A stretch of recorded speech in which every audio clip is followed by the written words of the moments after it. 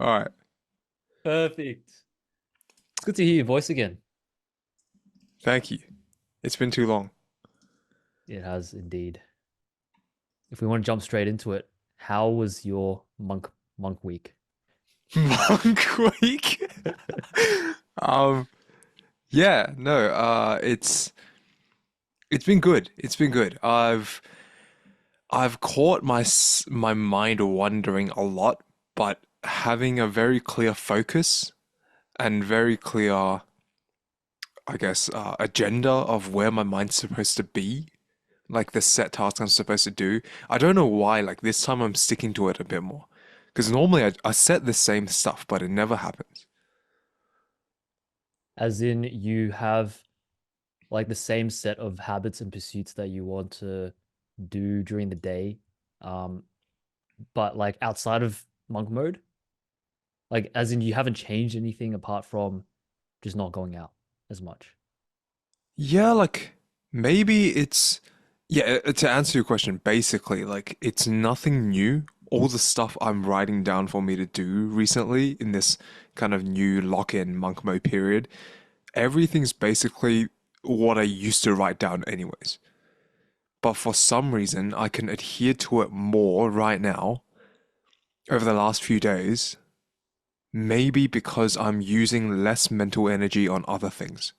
I think that's it. I That does make feel sense, like, yeah. yeah, when my mind gets like occupied by other things, which I really enjoy, it's more likely that I have less brain and willpower left over for the things I should be focusing on. Hmm. So what is it that you've cut out apart from, I guess, approaching going out with friends on a regular basis? I think you mentioned less family time in your Instagram post. But yeah, like walk me through what you've changed. Okay, so it's been fairly small so far because it's only been a couple of days. But I reckon one interesting thing is I spend less time indulging in thoughts in my head. Um, like I don't spend as much time feeding and allowing certain thoughts to fester on topics that right now I have delineated as not suitable for my current chapter. So, for example, if a thought comes into my head of, oh, I really want to buy X, Y, Z, or oh, I really want to go do some approaching or like do whatever. If those thoughts pop up, I don't let myself play with those scenarios that much in my head because normally I get too excited and wrapped up in it.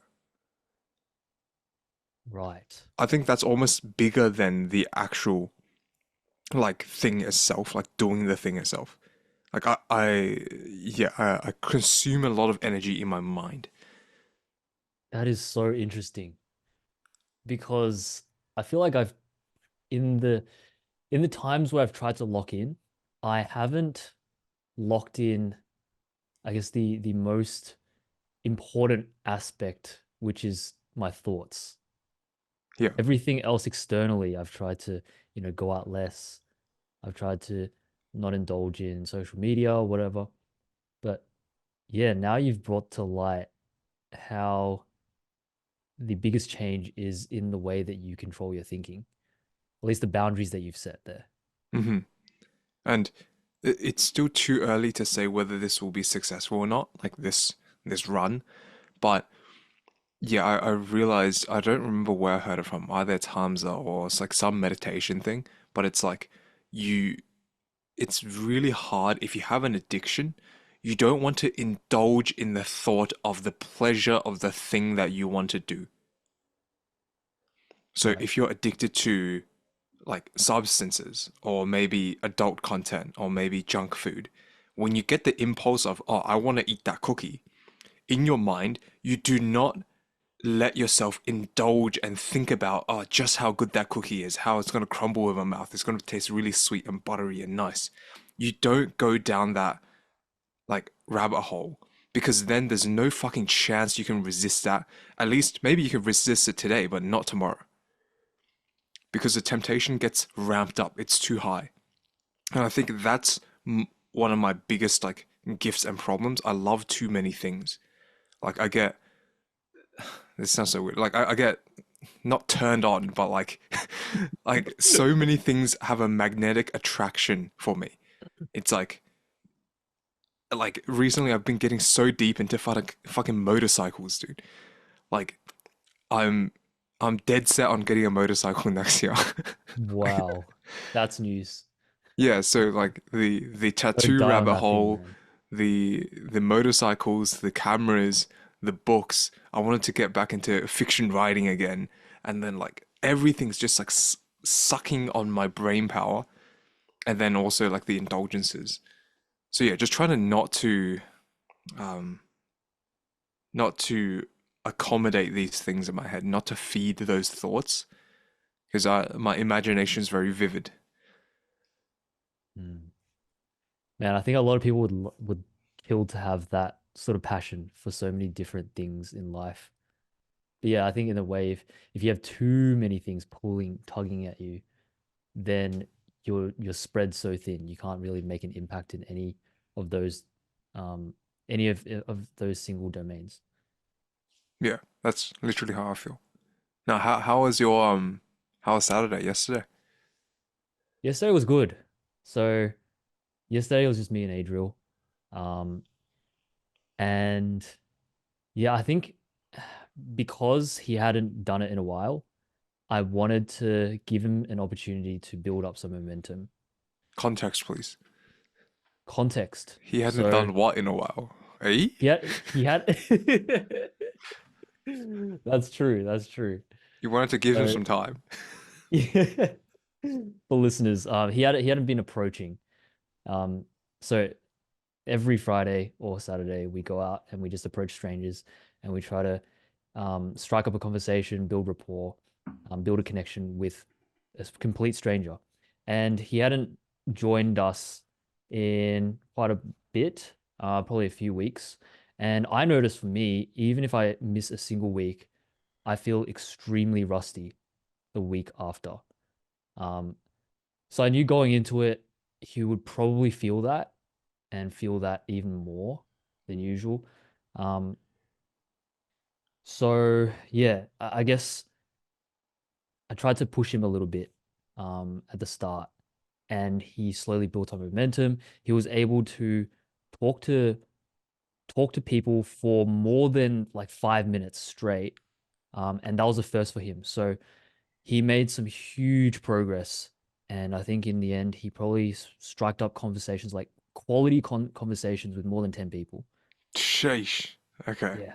So Big jumps. I was super proud of him. For myself, like it was also a solid sesh. It Mm. wasn't, I found that I didn't push myself as much as I did when I was with you the week before. Yeah. And maybe because I'm actually not too sure why, but I didn't feel as much internal pressure. But it was still a great session. I still managed to connect with a lot of people. I noticed in the end that the bar that I hold myself to has definitely increased. So I didn't feel fully satisfied.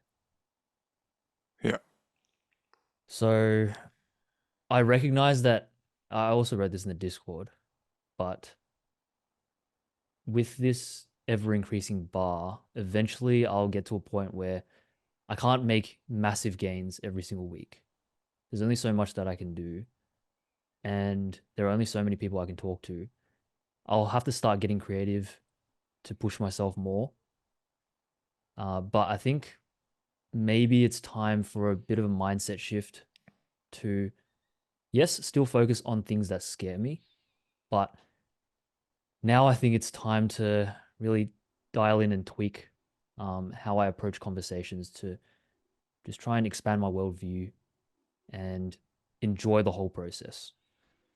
I think because I'm always chasing the next rep and chasing like the social improvement, I also need to remember to enjoy the conversation for the sake of it, which I do which I did in the past. But yeah, there's going to be less of a focus on just grinding out the reps. Hmm. Yeah, I think on the note of why you may not have pushed yourself as hard, I think we mentioned this on the day last week of why we pushed ourselves so hard and got like such a smashing session. Um, it's probably because me and you were at such a similar level where when one person does something, the other would feel like if that guy can do it, then I should also be like doing something similar.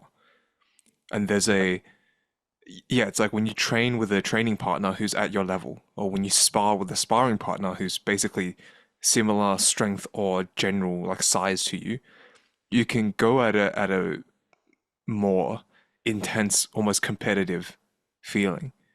But for you yesterday, it might have been more accommodating and encouraging. So your role wasn't a competitor. Your role was more of like a mentor and guide to Adriel's progress. Yeah. And I think, Yeah. yeah, maybe on the second point, we could find satisfaction from that as well. It's like we were doing tutoring, we didn't really get satisfaction from getting better at the craft, but in helping someone else get better. Um, and also, Absolutely. Yeah. yeah, like it's a classic not really problem, but it's it's a cycle we have to manage where as we get better at something, when that every time you set a new like record, a new standard for yourself, there's a happiness. It's like, wow, I just beat my own record. But then there's that dread that comes. It's like, well, shit, now I have to do at least more than this next time to feel the same amount of accomplishment again. And I feel that most often with running, where it's like, oh, if I just set a PR for 12 kilometers, then the next time to set a 12K pass PR, I have to at least run 12 kilometers.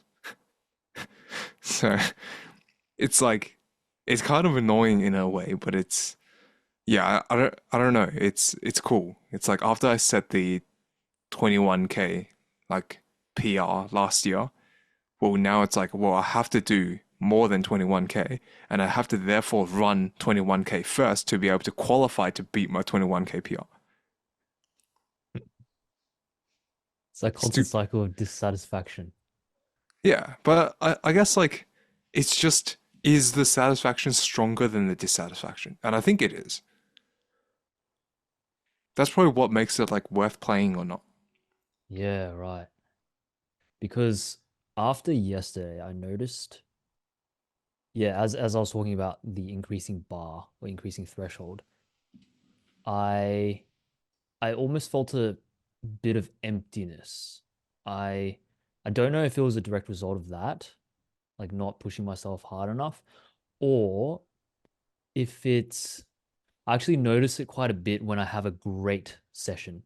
If I have a great approaching session, if I accomplish something, um, if I accomplish something in my mind that is great, then the the period of satisfaction is so short.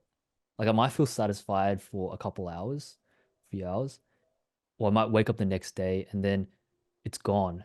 And I instantly feel all of my standards increasing.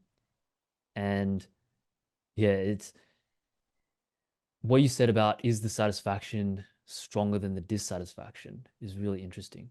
Because in one way, I feel like yes, it is. When I think about this entire journey, especially this year, I feel immensely satisfied with how far I've come.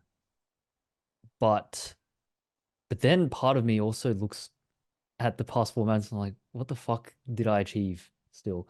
It's it's kind of paradoxical. It feels like I haven't really achieved much, but at the same time I know that I have grown a lot. Um, and then yeah, I guess part of yesterday's thinking afterwards was also, is this all there is to it? This sounds super depressing and dark. But I also recognize that, you know, at night, especially, that's usually when I start overthinking. And it wasn't super serious. Um, like I just had a chat with this with Caleb today, but it's going back to what makes me ultimately fulfilled. And I think the most important part is to just be grateful that I have the opportunity to experience any of this and that this is actually all I need. I don't I don't need to keep focusing on what's next in order to keep me happy and satisfied. Um, what I have right now should be enough. But because I think um, thinking about how I've been gifted this life as well makes me not want to waste it. So yeah, there's a lot of contradictions going on where I want to make the most out of this life. Because I'm grateful for this life, I want to push myself. And at the same time, I want to just enjoy what I have right now and be satisfied with it. I think you can have both. Mm, very interesting. Uh, with the emptiness, I feel like I probably unconsciously was feeling that, and that's why I've dropped it out of my priorities again. As in approaching? Yeah, Yep. as in a lot of the things around where I don't know what it is. Is it maybe because we've gotten past the whole point of approaching already, where the whole point was for us to face our fear. And now that we're able to do it, it's kind of like it's satisfied that mini purpose layer. The whole purpose of us approaching wasn't actually really the conversations. It was for us to have the fucking balls to make those conversations happen. And now that we've proven to ourselves, now it's kind of like a, unless this is really the thing we truly believe in and we want to go like all in on, then the the diminishing returns and like cost to benefit ratio is dropping off below the point where it's worth it, where it's like our purpose is kind of semi fulfilled already. We are now courageous enough and able to hold these conversations. That's not the hardest part anymore. Um, and there's still a lot of room to improve, but it's like, is that really what we want to spend our limited time on? Maybe you could be making progress, like deep down, you're yearning for something else, and this was just a stepping stone, and we don't want to be like stuck on this. I feel like that's what I did this last week when I went and cut my own hair. Like, I don't know what happened, but that night on Thursday night when I cut my hair, and then it's kind of like a shedding of identity, and I just went into a room and I busted out the journal and just wrote like a page. I was like, holy fuck, I've lost my way. I've had to get back. Um, and yeah, just like reprioritizing again. Maybe it's because it's somewhere in your head or in your heart or wherever, like you feel like this isn't the thing you're supposed to be doing right now. Like it's fantastic, but it's not the best use of your time. Like if you were to die today, you would have wanted to do something else still. Hmm. Yes. When I think about if I kept replicating yesterday in terms of the amount that I push myself, then then it wouldn't be worth doing super consistently because yeah, those few hours are precious and I didn't have any life-changing conversations. Yeah, I think because I don't know about you, but um there have been a few conversations that I think have been quite perspective altering. I wouldn't say life changing, but I think this entire chapter as a whole has actually been life changing for me. And I've had some fascinating conversations with people that changed the way that I think. So that has increased my expectation when I go out. In a way, yeah, that again increases the bar not only for how much I push myself, but the quality of the interactions that I have, which are not always in my control. mm, I, although on the other hand, I feel like we still have a long way to go if we want to. It's going to be impossible to fully get rid of our social anxiety and not to give a fuck about anything. But I think there are still a lot of things that we can do that will be very scary. And I'm just picturing in my head right now you New Year's Eve dancing on the corner of QV in a suit. Oh, it's gonna happen. Absolutely, 86 kilos. Oh, I Um, better be lighter than 86 by New Year's, dude. well, yeah, if you go sub 86, you're doing it. Oh, There we go. We have the evidence. it's a self-fulfilling prophecy. I'll make it happen. No, remember, it's like you have to be below 15% body fat or you can't come to New Year's Eve, right? Fuck, bro. Right Yeah, now, I yeah. can't come to New Year's Eve. Fuck, dude, man, I'm gonna be whipping all of you guys. Like, I'm lucky in that I don't gain weight that easily. I mean, it's both a blessing and a curse because I can't gain much muscle. But yeah, for this New Year's Eve thing, Yeah, you've got a reserved spot. bro, What the fuck? it's too easy. I don't feel satisfied with that, man. Hmm. Oh, there was a point I was gonna say just before. Fuck, what was it? Oh, okay. Controversial, but this is my truth. Here we go. Try not to get cancelled challenge. Um, the conversations we had, the more I spoke with people, the more I felt that like I had this sensation of wow, I don't know much about this world. There is so much out there, so many different perspectives. What beauty, what wonder lies out there. It's incredible, right? It's like there's perspectives that I never even fathomed before, and just like the stories and the narratives just floating around me. I never even knew they were right beside us. On the other hand, at the same time, I felt like, holy fuck, I don't want to live any of these lives. It Like is. it to put it like super bluntly, it's like 95% of people are dumbasses. Like at least okay, no, that's not the right way. As in 95% of people don't have a life that I would want to live.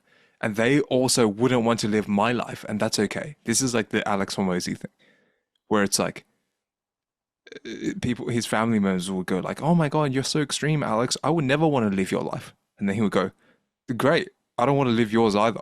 Like, but that's perfect. It's not good or bad. We just got different paths.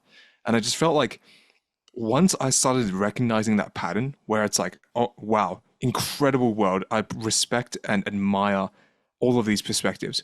But at the same time, it's just confirmed that I don't want to be any of these perspectives either.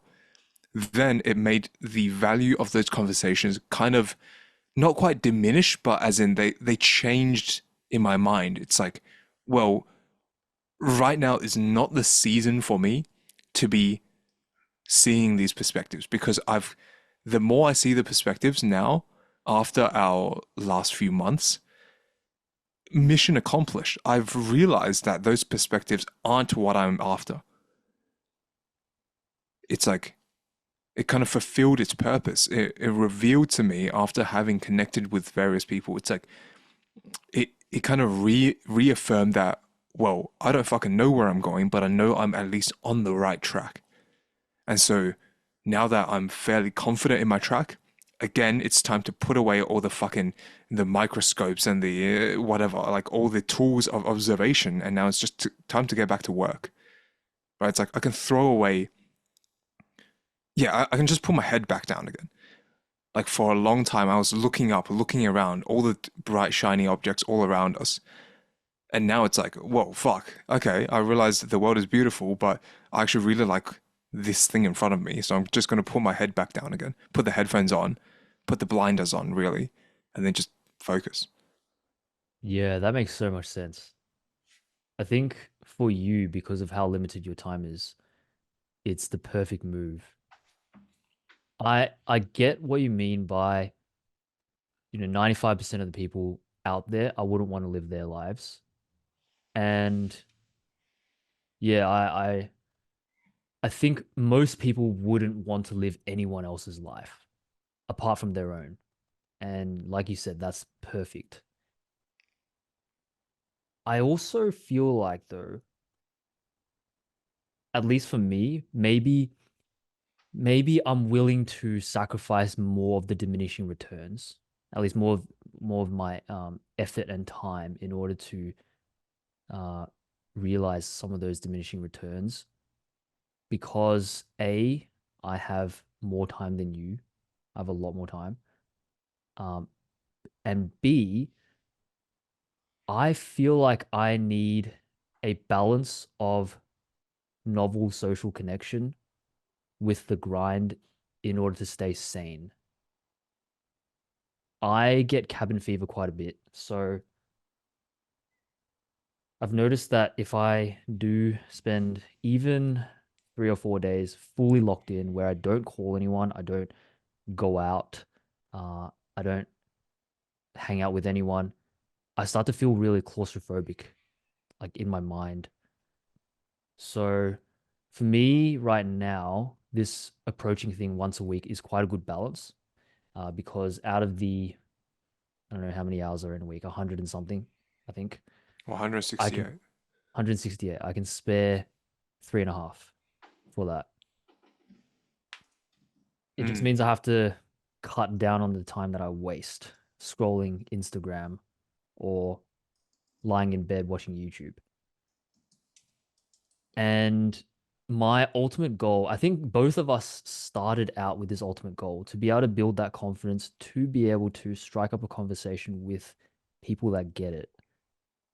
And then going out, we realized that there are so few of them proportionally.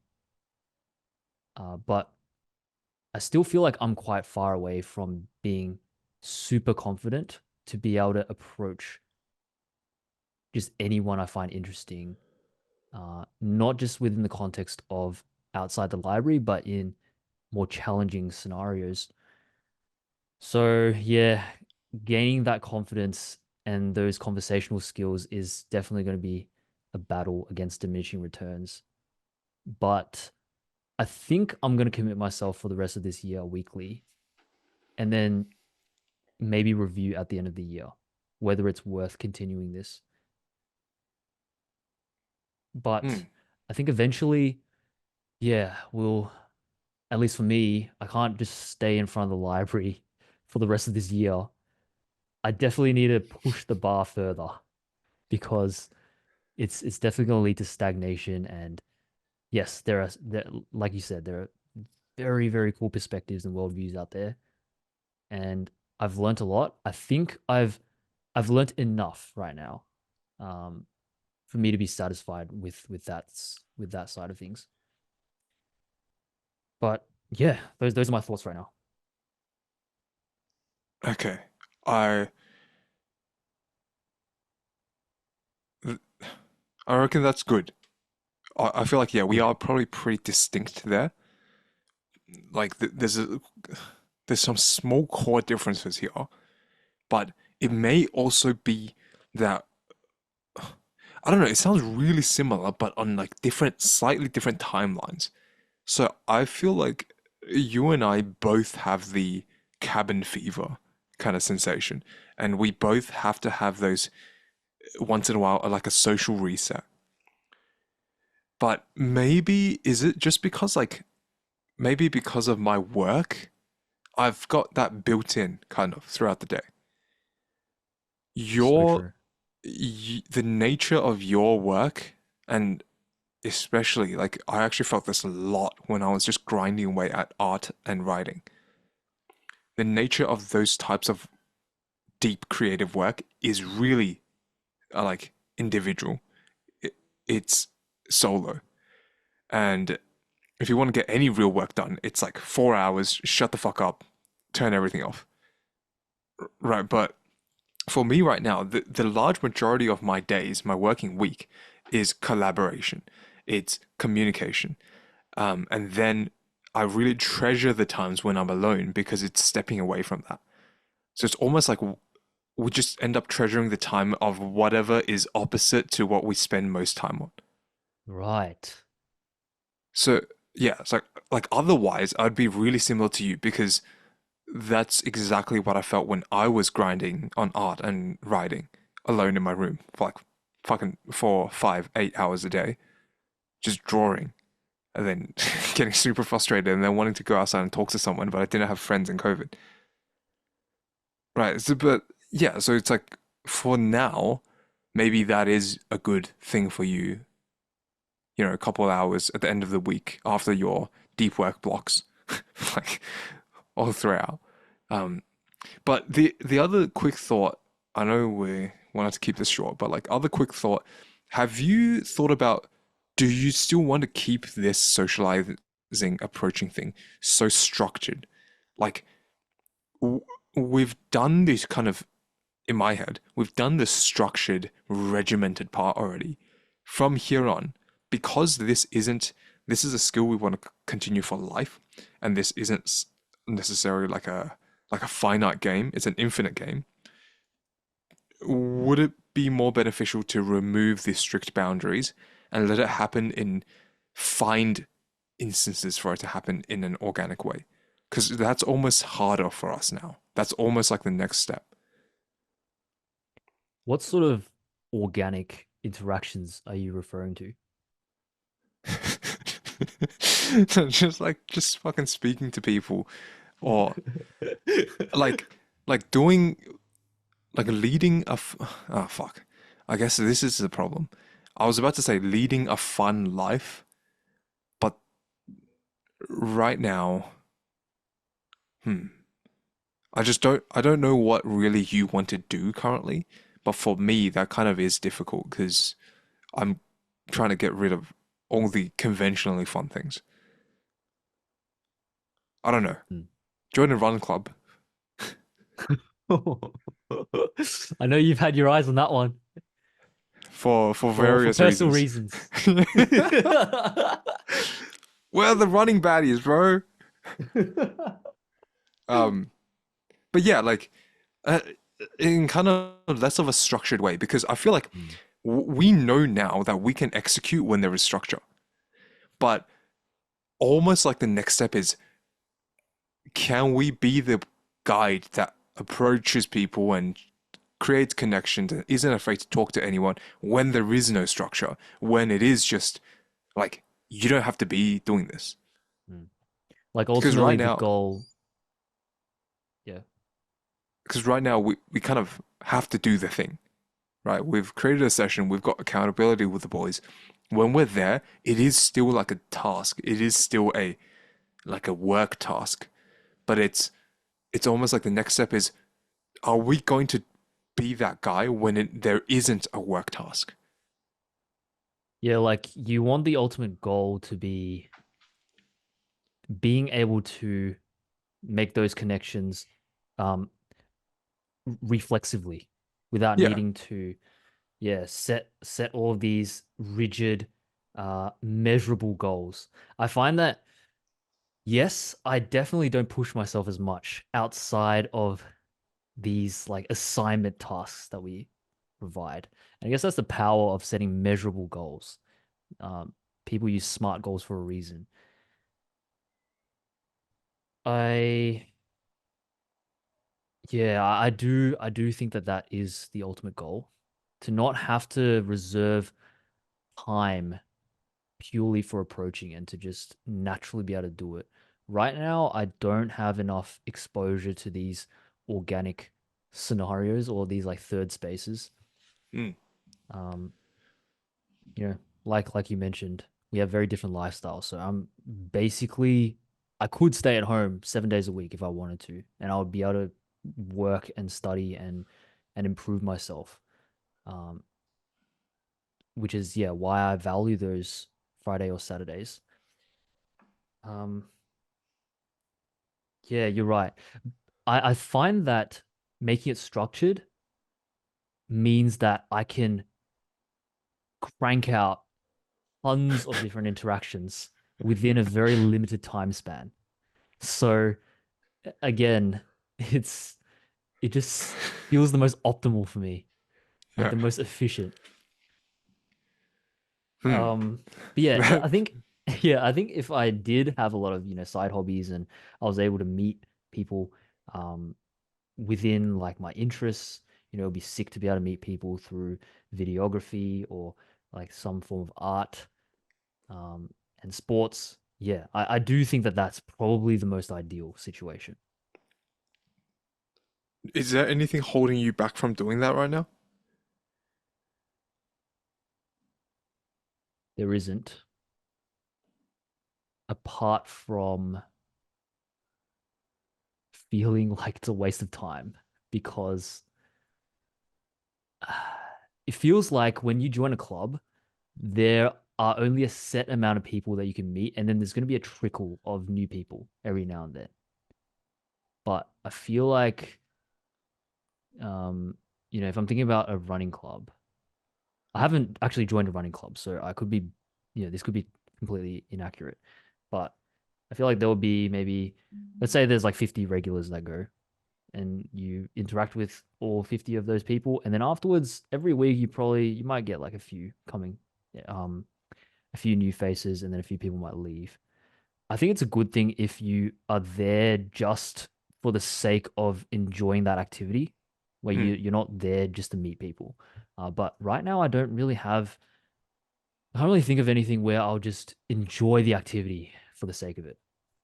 There would always be that pressure in the back where I'm like, okay, I need to meet people, I need to socialize, I need to make the most out of this time that I'm investing into this session. Maybe that thinking is holding me back. Hmm. Yeah, I mean, this is it's a complex topic, but I'm just thinking like, is it so bad if right now we just go full monk mode anyways? Like, and then for yourself, just reserve, yeah, like what you're currently doing, just reserve a couple hours at the end of every week, just go do the socializing in one batch, and then for the rest of the week, fuck all of that off. Because I do get exactly what you mean. Like whenever I go to uni clubs, I just end up feeling like now I remember why I don't go to uni clubs. Every single time I go, I'm just like, holy fuck. All right, I'm done. I'm out of here. And then 2 months later, man's back. Yeah, I'm like, fuck. I think I should go to like I should check out the literature club, or like, and I'd just be sitting there like, what the fuck am I doing? Yeah, no, I think that's the plan. At least for the remainder of this year. Definitely going to try lock in. I found that holding myself accountable on that Discord again um, has been a huge blessing, and it's been something that I've been missing out on because I didn't realize the power of accountability. Like every single time I start again, I know, oh fuck, this is why people do it. Mm, So yeah, I think this is definitely a new chapter for me as well. It's been a great few days, and I will have to actually wrap this up yeah, because so my I'm going out for potatoes are dinner. still cooking. Dude, it's been You got 40 charred minutes. I think it's potatoes. gonna be fucked.